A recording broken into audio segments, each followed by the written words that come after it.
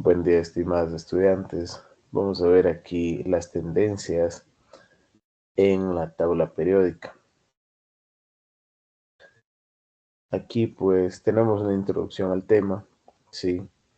Entonces vamos a estudiar las tendencias en la tabla periódica, la organización de los elementos según su estructura electrónica y también esta periodicidad nos permite predecir la reactividad química de los elementos.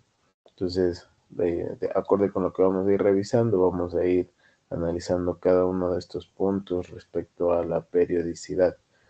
Ya, tendencias principales. Entonces vamos a estudiar estas 5 tendencias: el radioatómico, el radioiónico, la energía de ionización, la afinidad electrónica y la electronegatividad. Bien, empecemos con el radioatómico. Nos dice que es la distancia desde el núcleo hasta los electrones más externos. Se mide como la mitad de la distancia entre núcleos vecinos. Entonces de aquí tenemos un ejemplo, ¿no es cierto? La mitad de la distancia entre núcleos vecinos. Entonces se mide desde aquí, ¿no es cierto? Aquí yo tendría un átomo y todo esto. Desde aquí yo tendría el núcleo, ¿no es cierto? Y acá tendría el núcleo vecino, ¿sí? Entonces la distancia entre los núcleos, ¿sí?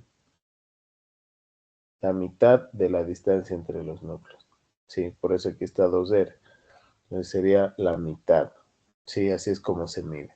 Ahora, la tendencia en nuestra tabla periódica nos dice que el radio atómico disminuye de izquierda a derecha a lo largo de un periodo, ¿no es cierto? De forma horizontal, ¿no es cierto?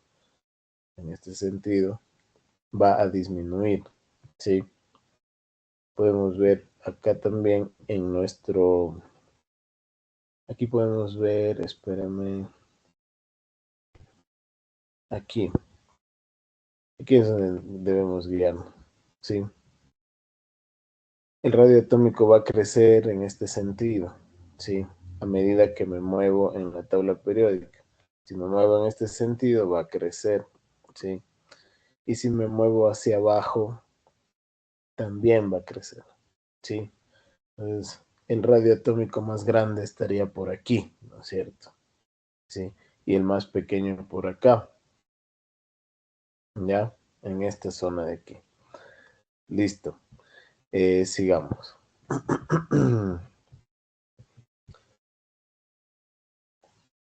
Ya. Entonces, también nos dice que aumenta al bajar en grupo, justo como les mostré hace un rato, de forma vertical, la flecha hacia abajo. Ya. Entonces, aquí nos explica por qué crece respecto a cómo me muevo en la tabla periódica, ¿no es cierto? Dice, cuando me muevo a lo largo de un periodo, ¿no es cierto? Incrementa la carga nuclear. Entonces, cuando estoy más hacia la izquierda en una tabla periódica, ¿no es cierto? Voy a tener un incremento en la carga nuclear debido a que tengo mayor cantidad de protones, ¿no es cierto? Si tengo mayor cantidad de protones en un periodo, ¿no es cierto? ¿Qué pasa? La carga nuclear, la carga en el núcleo, ¿sí? Va a ser mayor. Entonces, ¿qué pasa? Los electrones van a ser atraídos con mayor fuerza hacia el núcleo.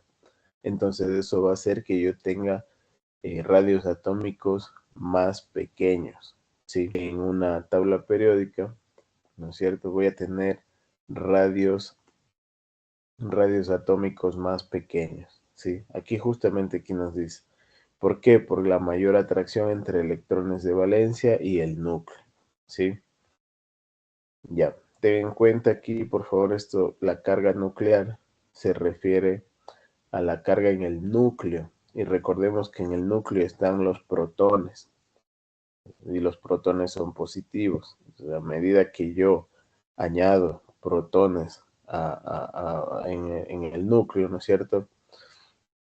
A medida que tengo números atómicos más grandes, voy a tener más protones en el núcleo.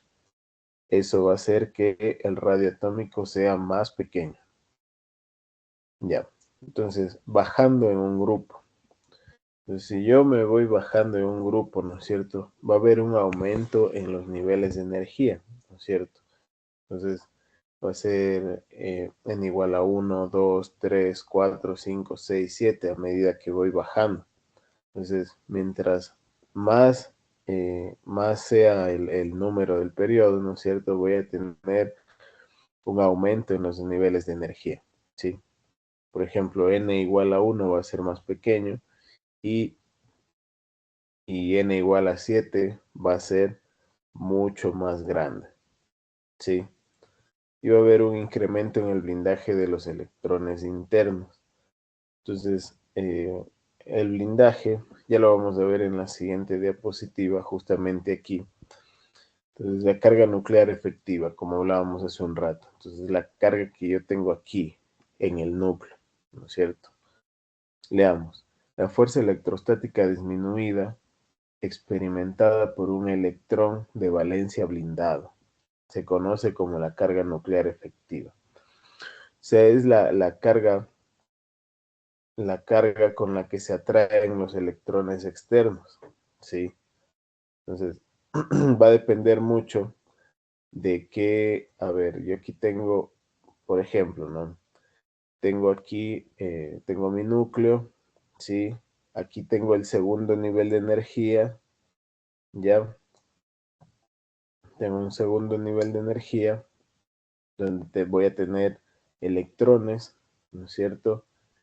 Y acá tengo un nivel de energía superior, ¿sí?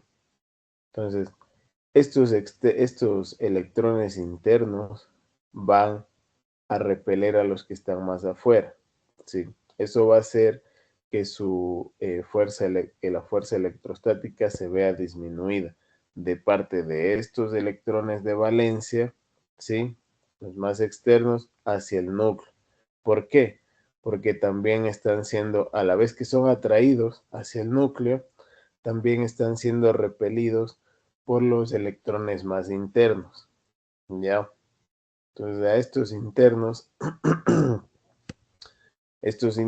de aquí, estos internos blindan a los que están más afuera, es decir, les van a repeler, ¿ya? Entonces, este externo no se va a ver atraído con la misma fuerza, ¿no es cierto? Se va a ver disminuida esa fuerza, ¿sí? Ya, por favor, eh, si tienen dudas respecto a esto, me las pueden hacer a través del correo, me pueden dejar comentarios en las diapositivas. Bien, seguimos con el radio atómico. Eh, Aquí nosotros en nuestro cuadernillo de datos podemos observar la tendencia, ¿no es cierto? Aquí me estoy moviendo en un grupo, ¿no es cierto? Litio, sodio, potasio, rubidio, cesio, ¿no es cierto? Entonces me estoy moviendo en este sentido vertical. En el sentido vertical quedamos que el radio atómico es creciente cuando me muevo desde arriba hacia abajo. Y aquí podemos corroborarlo, ¿no es cierto? Me muevo desde arriba hacia abajo y podemos ver que el radio atómico ha crecido, ¿no es cierto? El litio tiene 130, eh, serían picómetros, ¿no es cierto? 130 picómetros y este tiene 238 picómetros, ¿sí? Se puede ver aquí la tendencia. Igual aquí, si me muevo en este sentido, ¿no es cierto? Veo que es decreciente. eh, Me estoy moviendo en un periodo, ¿no es cierto? Ahora si me muevo hacia acá, ¿sí? Si me muevo hacia acá, en este sentido, veo que crece, ¿no es cierto? Crece desde 101 hasta 160, ¿sí? Eso lo pueden ustedes corroborar con su cuadernillo de datos, ¿sí? Entonces ahí van viendo y pueden observar las tendencias. Listo. Este gráfico también nos muestra cómo se están llevando las tendencias respecto al radio atómico. Veamos solo los puntos de color rojo, ¿sí? Aquí, por ejemplo, nos dice que los rojos son los metales alcalinos, ¿ya? Entonces, a medida que voy aumentando el número atómico, va creciendo, ¿sí? Entonces, esto significa que me estoy moviendo en un grupo hacia abajo, ¿ya? Entonces me muevo hacia abajo ¿sí?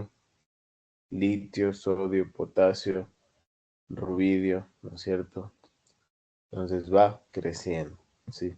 Es lo mismo que aquí, solo que está graficado, ¿ya? Ya. Como ya hablamos, la medición del radio atómico, ¿no es cierto?, se hace en núcleos vecinos, ¿sí? La mitad de la distancia entre dos núcleos vecinos. Bueno, esta diapositiva es para que ustedes puedan revisar en su cuadernillo de datos, ¿no es cierto? Aquí qué pasa con el radio atómico al moverme en el grupo 1 y qué pasa con el periodo 3, ¿no es cierto? Cuando me muevo de izquierda a derecha, desde el sodio hasta el cloro. Por favor, ir revisando eso en su cuadernillo de datos, que ustedes ya lo tienen, para que puedan practicar el uso de esta herramienta, así que es importante para sus exámenes. Bien, ahora también cuando hablamos de átomos tenemos iones, ¿no es cierto? Entonces vamos a tener también un radio iónico, ¿sí? Sigue la misma tendencia que el radio atómico, aumenta al bajar en un grupo y disminuye a lo largo de un periodo, ¿no es cierto? Aquí debemos tener en cuenta algunos detalles, eh, que vamos a tener iones positivos, que son cationes, y los iones negativos, que son los aniones, ¿ya? Entonces nos dice que los cationes son más pequeños que sus átomos parentales. Entonces, cuando yo comparo, ¿no es cierto?, el mismo átomo, a eso se refiere, ¿no? Comparo el mismo átomo con su ion, ¿no es cierto? Y si el ion es un cation, va a ser más pequeño, ¿ya? Y acá al contrario pasa, ¿no es cierto? En los aniones, los átomos parentales son más grandes. Por ejemplo, aquí estamos viendo un ejemplo de cationes, ¿no es cierto? Aquí tengo el sodio, tengo su radio atómico, que es 160, y su cation parental, ¿no es cierto? Sería el cation sodio, ¿no es cierto? Que es mucho más pequeño, con 102 picómetros, ¿sí? Aquí tenemos un ejemplo con los cationes. Ahora veamos un ejemplo con los aniones, ¿ya? Aquí tenemos un anión, ¿no es cierto? Tiene una carga negativa. Veamos, nos dice que en los aniones los átomos parentales son más grandes, tienen radio atómico más grande. Entonces veamos aquí.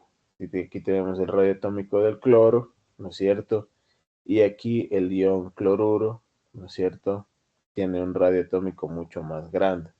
Esto se debe, ¿no es cierto?, a que este ion cloruro ha ganado un electrón. Entonces, al ganar un electrón, el radio atómico, el radio iónico es más grande. Puede estar aumentando niveles de energía en su configuración electrónica, ¿no es cierto? Entonces se hace más grande, ¿sí? Acá, bueno, es al contrario, en vez de ganar electrones, pierde electrones, ¿no es cierto? Entonces puede estar disminuyendo en niveles de energía, ¿ya? Eso se puede corroborar haciendo la configuración electrónica, como ya lo hicimos en clase. Bien, y aquí, bueno, este gráfico indica, ¿no es cierto?, tanto los átomos con su radio atómico y su parental al lado, ¿no es cierto? Aquí podemos ver, ¿sí?, el litio y su cation, ¿no es cierto? El átomo de litio es más grande que su cation. Igual el sodio es más grande que su cation. El potasio más grande que su cation, ¿sí? Y acá, por ejemplo, aquí el flúor es más pequeño que su anión, ¿sí? Igual aquí el cloro es más pequeño que su átomo parental, ¿no es cierto? Anión sería cloruro, ¿no es cierto? Es más pequeño. Igual aquí, el bromo es más pequeño que el bromuro, ¿sí? Listo. Podemos seguir. Ya. Especies isoeléctricas. Las especies isoeléctricas son especies o átomos, ¿no es cierto? Pueden ser iones, también que tienen la misma configuración electrónica. Aquí nos pone un ejemplo, ¿sí? Comparación entre especies como el magnesio, ¿sí? El sodio, el neón, el flúor y el oxígeno. Entonces, aquí, ¿qué pasa? Todos tienen la misma configuración electrónica, pero todos no tienen el mismo radio atómico, ¿no es cierto? O el radio iónico sería también. Entonces no tienen el mismo, unos son más pequeños, unos más grandes. ¿Esto por qué se da? Tiene que ver primero con la carga, ¿no es cierto? Aquí este ion de oxígeno, ¿no es cierto? Ha ganado electrones. Entonces, ¿qué pasa? Se va a hacer mucho más grande, ¿no es cierto? Sí, en comparación con estos de acá, ¿no es cierto? Que más bien han perdido electrones. Entonces, al perder electrones, ¿qué pasa? Se hacen más pequeños. Entonces, sus niveles de energía van a ser, bueno, en este caso el nivel de energía es el mismo porque tienen la misma configuración electrónica, ¿no es cierto? Pero la cantidad en este caso los protones, harían una diferencia también significativa. ¿Sí? Si tienen un protón más grande, ¿no es cierto? En este caso el magnesio con un protón más grande que el de oxígeno, ese protón, ese protón va a atraer esos protones, perdón, ese número de protones van a atraer con mayor fuerza a los electrones externos. Entonces, ¿qué va a pasar? Se va a hacer más pequeño, ¿sí? Entonces, de aquí, fijarnos también en el número de protones. Si yo tengo un número de protones más altos, ¿qué pasa? Voy a tener una carga nuclear efectiva más alta, ¿sí? Entonces, si yo tengo una alta carga nuclear efectiva, una alta carga positiva aquí en el centro, ¿sí? Los electrones externos van a ser atraídos hacia el centro y el radio atómico o iónico se va a hacer más pequeñito, ¿sí? Entonces, por eso este es más pequeño que el de aquí. Sí, el oxígeno me parece que tiene 8 protones y el magnesio me parece que tiene 12. Entonces, esa diferencia hace que los radios atómicos sean atómicos o iónicos sean más pequeños. Bien. Energía de ionización. Esta la estudiamos muchísimo el año anterior, entonces solo vamos a dar una breve explicación, ¿cierto? Entonces, la energía de ionización es la energía mínima requerida para expulsar un electrón de un átomo neutro. Entonces, yo tengo un átomo neutro y a ese átomo, ¿no es cierto?, le voy a quitar un electrón, ¿sí? Recordemos que este es un proceso endotérmico. ¿Por qué? Porque yo tengo que añadir energía al proceso para quitar un electrón. Entonces, este es un proceso endotérmico, porque el sistema, ¿no es cierto?, los átomos van a absorber esa energía para poder expulsar un electrón, ¿sí? Veamos aquí que tienen la tendencia, ¿no es cierto? Dice que disminuye al bajar en un grupo y aumenta a lo largo de un periodo, ¿sí? También recordar que esta energía de ionización es propia de elementos en estado gaseoso, ¿sí? Entonces, se puede aplicar a todos los elementos químicos, pero para que se puedan ionizar tienen que estar en estado gaseoso, ¿sí? Sigamos con las tendencias. Disminuyen al bajar en el grupo y aumentan a lo largo de un periodo de izquierda a derecha. Ya, entonces aquí igual, debemos guiarnos también en esta pequeña tabla resumen, ¿no es cierto?, que indica las tendencias. Entonces aquí vemos que la energía de ionización aumenta de izquierda a derecha y aumenta desde abajo hacia arriba. Sí, por favor tener en cuenta eso. Sí, entonces la primera energía de ionización más alta, ¿dónde va a estar? Aquí. Sí, ya, por favor recordar eso y tener en cuenta las tendencias. Ya, entonces seguimos. Estamos por aquí, energía de ionización. Ya. Entonces, ya vimos las tendencias. Y aquí nos explica por qué se dan esas tendencias, ¿no? Hay un aumento en el número de niveles de energía cuando yo bajo en el grupo, ¿no es cierto? Entonces, mientras más nivel de energía yo tenga, ¿no es cierto? Voy a tener un radio atómico más alto, ¿sí? Y al tener un radio atómico más alto, es más fácil quitar un electrón, ¿sí? Entonces, eso hace que la tendencia sea desde abajo hacia arriba. Entonces eso hace que la tendencia sea al revés de la del radio atómico, ¿sí? Mientras el radio sea más grande, ¿sí? La energía de ionización va a ser más pequeña. Entonces es al contrario, ¿sí?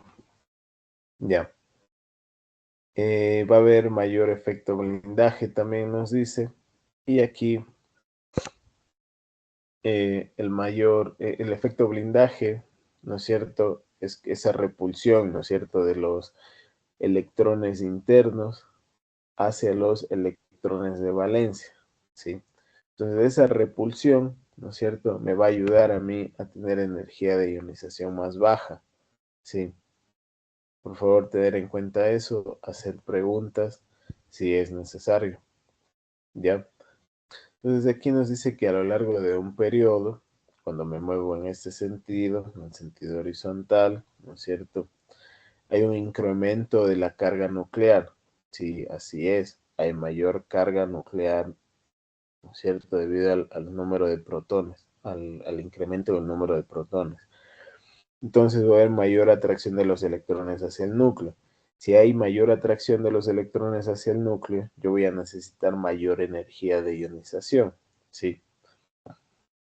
Entonces, por ende, sí, eso explica, ¿no es cierto?, la que aumente la energía de ionización a lo largo del periodo, ¿no es cierto? Si me muevo de izquierda a derecha. Cuando yo estoy más a la derecha, voy a tener mayor carga nuclear, los electrones van a estar más fijos al núcleo y por ende voy a necesitar una energía de ionización más fuerte, ¿sí? Entonces, por eso esta tendencia, ¿sí? Listo. Seguimos. Ahora también hay que estudiar la afinidad electrónica, ¿sí? Nos dice que la afinidad electrónica es la energía liberada, ¿sí? Cuando yo libero energía es un proceso exotérmico, ¿ya? Cuando un electrón se añade o se une a un átomo neutro.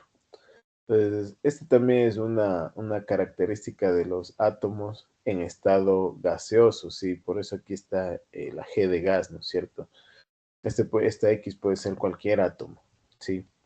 Entonces aquí yo tengo un átomo neutro en estado gaseoso al cual le voy a añadir un electrón, ¿sí? Entonces, el momento que yo le añado un electrón, ¿sí? Aquí, bueno, va a quedar mi átomo cargado negativamente y se va a liberar esta energía, ¿no es cierto? Que le llamamos afinidad electrónica, ¿sí? Aquí también está explicado aquí con un gráfico, ¿no es cierto? Entonces aquí yo tengo mi átomo, ¿no es cierto?, en estado gaseoso, ¿sí? Añado un electrón, añado el electrón, ya está fijado en mi átomo, ya me queda como un anión, ¿no es cierto? Y en el proceso, ¿no es cierto?, se va a liberar la energía, la primera afinidad electrónica, ¿no es cierto? Eso sería correspondiente a la primera afinidad electrónica. También podemos seguir añadiendo un segundo electrón, ¿no es cierto? Ella sería la segunda afinidad electrónica, que ya vamos a ver un ejemplo más adelante. Sí, dice que sigue la misma tendencia de la energía de ionización. Aumenta de izquierda a derecha y disminuye al bajar en un grupo. ¿Sí? Igual nos podemos seguir guiando aquí. Es muy importante esta partecita de aquí. ¿Sí? La afinidad electrónica, ¿qué pasa? Aumenta de izquierda a derecha, ¿sí? y aumenta de arriba, perdón, desde abajo hacia arriba, ¿sí? Igual que la energía de ionización, de la misma tendencia. Ya seguimos.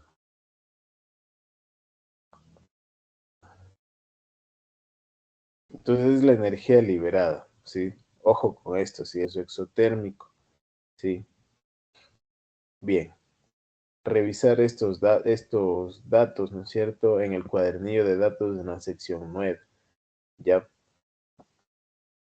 Entonces, por favor, comparar las afinidades electrónicas de los elementos del grupo 17 y grupo 2, a ver cómo están esas tendencias, ¿ya? Como les hablaba hace un rato también, puedo añadir un segundo electrón, ¿sí? A mi átomo, ¿sí? Entonces voy a tener ahí una segunda afinidad electrónica. Al contrario de los anteriores, de la primera afinidad electrónica, que es un proceso exotérmico, ¿sí? Esta va a ser la segunda afinidad y tercera van a ser procesos endotérmicos, ¿no es cierto? Aquí nos pone un ejemplo, ¿sí? Si yo ya tengo, por ejemplo, este ion, ya le añadí a este oxígeno, le añadí ya un electrón y yo quiero añadir otro, ¿sí? Ya no se va a liberar energía. Yo necesito añadir energía debido a que estos dos, ¿no es cierto?, tienen carga negativa y para yo poder unirles, ¿no es cierto?, debido a que se están repeliendo porque tienen la misma carga negativa, si van a repelerse, yo necesito añadir energía para juntarlas, ¿sí? Desde el momento que yo añado energía, esa energía se va a absorber y el proceso va a ser endotérmico, ¿sí? Para mantenerles juntos, yo necesito añadir energía, repito, y el proceso va a ser endotérmico, ¿sí? Como dice aquí, este proceso es endotérmico, ya que el electrón añadido es repelido por el ion de óxido, cargado negativamente. Y es necesario disponer de una energía adicional, ¿no es cierto?, para que el electrón se añada al ion cargado negativamente. ¿Ya? Entonces, eso sería todo respecto a la afinidad electrónica. Ya, también tenemos la electronegatividad, ¿no es cierto? Que nos dice que es la capacidad de un átomo para atraer electrones a un enlace covalente. Ya, eh, eso como definición también tiene una tendencia, ¿no es cierto? Aumenta de izquierda a derecha a lo largo del periodo y disminuye al bajar en el grupo. Esto igual que las otras tendencias, ¿ya?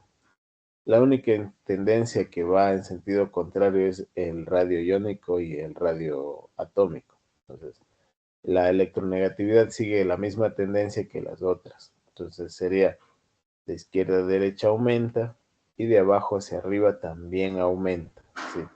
Tener en cuenta esa partecita. Ya nos dice que hay una escala para la electronegatividad, ¿sí?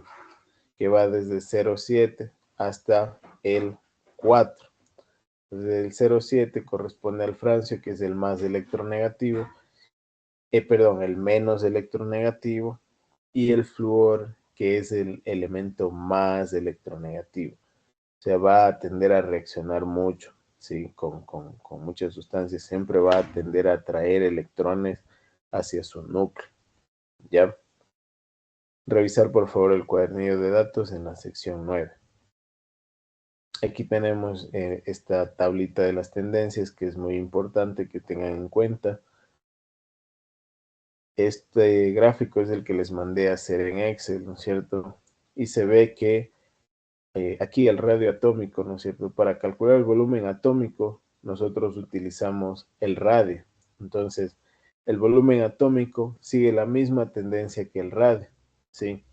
A medida que yo desciendo en un grupo, ¿sí? A medida que yo desciendo, va a crecer. Por ejemplo, aquí tengo hidrógeno en el grupo 1, de ahí bajo al litio, pero el volumen crece, ¿no es cierto? Bajo al sodio, pero el volumen crece. Bajo al potasio, pero el volumen crece, ¿no es cierto? y así, ¿ya?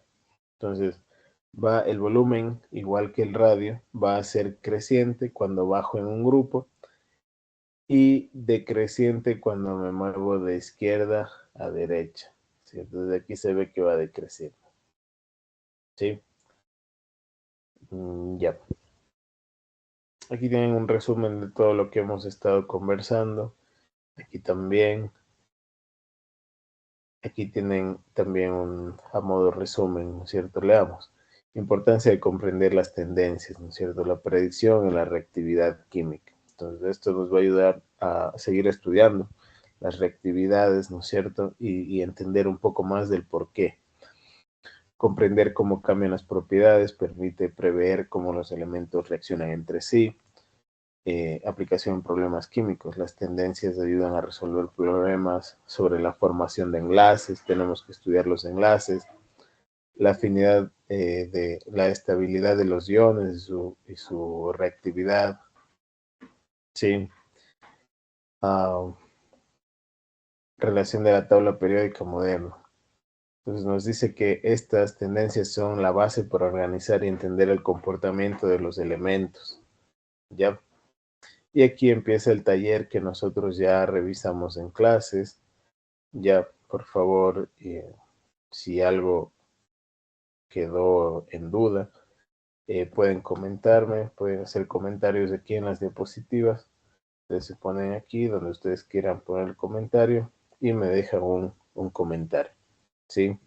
También me pueden escribir al correo y con gusto yo les voy a responder. ¿Listo? Muchas gracias.